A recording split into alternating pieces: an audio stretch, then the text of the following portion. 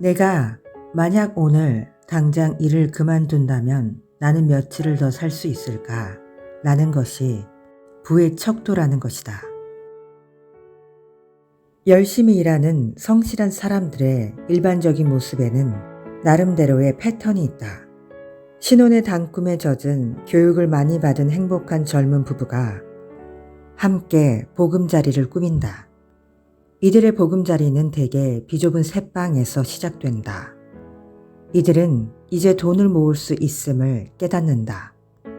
둘이 살아도 비용은 혼자 살 때와 비슷하기 때문이다. 문제는 새방이 너무 좁다는 것이다. 두 사람은 돈을 모으기 시작한다. 아이들과 함께 살 수 있는 꿈의 보금자리를 사겠다고 결심한다. 그래서 맞벌이를 하면서 직장 생활에 전념한다.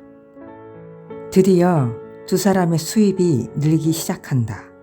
그리고 수입이 늘면서 이제 그들은 꿈의 보금자리를 사기로 결심한다. 이어서 두 사람은 새 차를 사고 새 가구와 살림살이를 사면서 새 집을 단장하기 시작한다. 그러다 어느 날 일어나 보니 갑자기 은행의 융자와 신용카드 빚으로 꽉 차 있는 통장을 발견하게 된다. 두 사람은 이제 쥐경주 함정에 빠져든 것이다. 곧이어 아이가 태어난다. 두 사람은 더 열심히 일하기 시작한다. 자신이 구덩이 속에 있다는 것을 발견했다면 더 이상 하지 말아야 한다. 자신들 안에 있는 천재성을 활용하지 않고 무리를 따라가서는 안 되는 것이다. 부동산은 재정적인 독립이나 자유를 찾는 사람들에게 강력한 투자 도구이다. 이것은 독특한 투자 도구이다. 그럼에도 내가 사람들에게 그런 얘기를 할 때마다 사람들은 이렇게 말을 한다. 나는 화장실을 고치고 싶지 않습니다. 이것이 피터 린치가 지적했던 소음이다. 이것은 내 부자 아버지가 냉소주의자들의 얘기라고 지적했던 그것이다. 분석은 하지 않고 비판만 하는 사람들이다. 눈을 열지 않고 의심과 두려움 때문에 마음을 닫는 사람들이다. 그래서 사람들은 나는 화장실을 고치고 싶지 않습니다. 라고 말할 때 나는 이렇게 쏘아붙이고 싶다. 그럼 나는 그런 일을 좋아합니까? 그들은 화장실이 그들이 원하는 것보다 더 중요하다고 말하는 것이다. 나는 지금 쥐경주에서 빠져나올 수 있는 자유를 얘기하고 있는데 그들은 끊임없이 화장실만을 얘기한다. 이런 사고방식이 대부분의 사람들을 가난하게 만드는 것이다. 그들은 분석하는 대신에 비판부터 시작한다. 사람들이 말하는 나는 절대 하고 싶지 않다. 그것이 성공의 열쇠를 쥐고 있단다.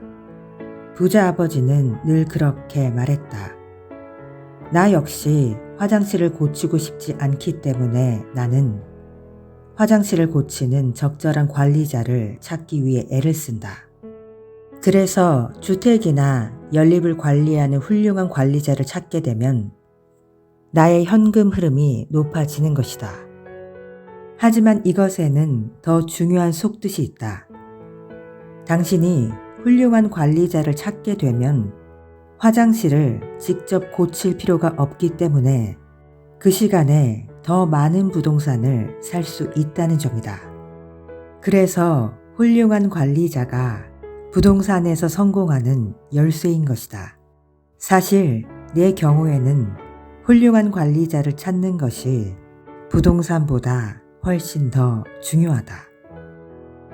나는 종종 주식시장에서 이렇게 말하는 사람들을 본다. 나는 돈을 잃고 싶지 않습니다.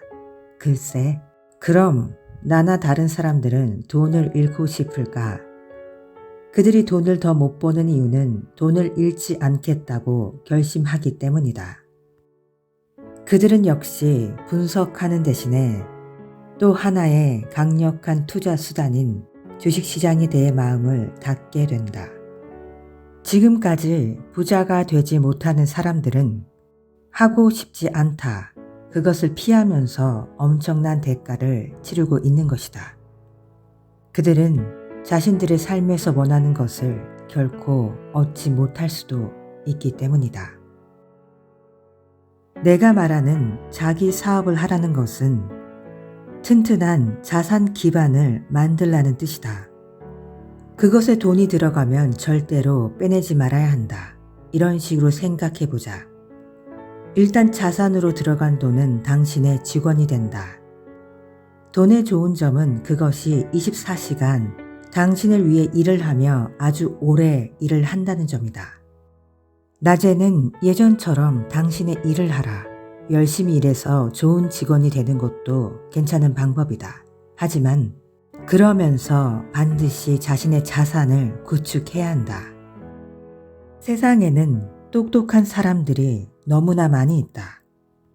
당신이 진정으로 부자가 되고 싶다면 그 똑똑한 사람들을 활용하는 방법을 반드시 알아야 한다. 영리한 사람들은 자기보다 더 영리한 사람들을 고용하거나 그들과 함께 일한다. 그리고 조언을 필요로 할 때 조언자를 현명하게 선택할 줄 알아야 한다. 우리가 배울 것은 무척 많다. 하지만 그 보상은 엄청나다.